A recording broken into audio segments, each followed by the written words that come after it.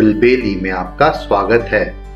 यहाँ आप सुनेंगे बाल कहानियाँ, इतिहास के रोमांचक किस्से और हमारी संस्कृति से जुड़ी हुई मज़ेदार बातें। मैं हूँ आपका होस्ट ज्ञानेश और आज मैं लेके आया हूँ तेनालीराम के सूझबूझ का एक किस्सा जिसका शीर्षक है मिठाई की जड़। विजयनगर साम्राज्य के चीन, श्रीलंका आदि देशों से अच्छे व्यापारिक संबंध थे। विदेशी यात्री और व्यापारी लगातार विजयनगर आते जाते रहते थे। व्यापार बहुत अच्छा चल रहा था। एक बार रसूल नाम का एक व्यापारी ईरान से भारत आया था। वो राजा कृष्णदेव राय से भी मिलने आया।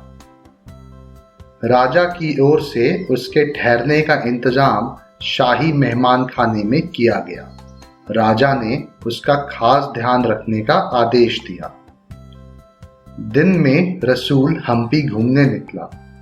खेतों की हरियाली, ऊंचे ऊंचे दरख्त, गन्ने की फसल आदि देखकर रसूल अचंभित हो रह गया, क्योंकि उसके देश में ऐसी हरियाली कहीं भी देखने को नहीं मिलती थी।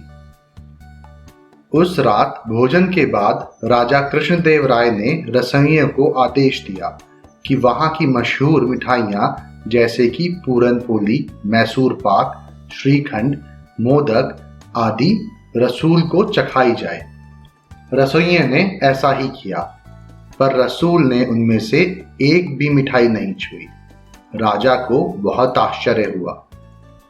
तभी रसूल ने रसोइयों से कहा, भाई, मुझे इन सबकी जड़ लाकर दो, मैं उन्हें चखूंगा। रसोइया हैरानी से राजा की ओर देखने लगा। मैसूर पाक, श्रीखंड, पूरन पोली की जड़ें? राजा कुछ समझ नहीं पा रहे थे कि रसूल क्या चाहता है। उन्होंने तो कभी भी इन मिठाइयों की जड़ों के बारे में नहीं सुना, तो उन्होंने मेहमान से एक दिन का समय मांगा। अगले दिन दरबार में राजा ने सभी दरबारियों से उन सभी मिठाइयों की जड़ें लाने को कहा। सभी दरबारी एक दूसरे का मुंह ताकने लगे। मिठाइयों की जड़? ऐसा तो ना कभी देखा ना कभी सुना। राजा कृष्णदेव राय ने तेनालीराम की ओर देखा। तेनाली ने एक बड़ा कटोरा और लंबी तेज छुरी मंगवाई और भीतर चला गया। सभी दरबारी आश्चर्य से जाते हुए तेनालीराम की ओर देख रहे थे, क्योंकि इतना तो वो सब जानते थे कि मिठाइयों की कोई जड़ नहीं होती। फिर तेनाली कहां से जड़ निकालेगा? 1 घंटे बाद तेनालीराम दरबार में वापस आया। उसके हाथ में कपड़े से ढका वही कटोरा था। वो राजा के पास गया और बोला, महाराज, ये रही पूरन पोली, मैसूर पाक, श्रीखंड और मोदक की जड़ें।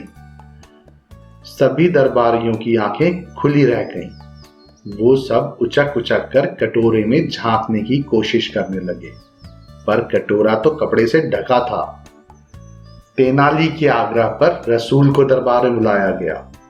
रसूल ने तेनाली से वह कटोरा लिया और उस पर ढका कपड़ा हटाकर उसमें रखी जड़ चखी। वाह महाराज, पूरन पोली, श्रीखंड, मैसूर पाक और मोदक की जड़ तो अत्यंत मीठी है। ये ईरान में नहीं मिलती। इनके स्वाद के जादू ने तो मुझे अपना गुलाम बना लिया है। आपके राज्य की मिठाइयों की जड़ तो मिठाई से भी ज्यादा मीठी है। मजा आ गया इन्हें खाकर। रसूल एक के बाद एक गन्ने के छोटे टुकड़े खाता जा रहा था, जिन्हें तेज छुरी से काटकर तेनालीराम ने कटोरे में भरकर रसूल को दिया था। असलियत समझ में आते ही राजा मुस्कुरा उठे और उनके साथ ही सब दरबारियों के चेहरे खिल उठे। आज तेनालीराम की चतुराई ने विदेशी मेहमान के सम्मुख उनकी नाक कटने से बचा दी। मुझे उम्मीद है आपको ये कहानी पसंद आई होगी। ऐसी और कहानियां सुनने के लिए हमारे चैनल को लाइक और सब्सक्राइब करें। इस कहानी को ज़्यादा से ज़्यादा शेयर करें। जल्दी मिलते हैं एक और नई कहानी के साथ। तब तक के लिए धन्यवाद।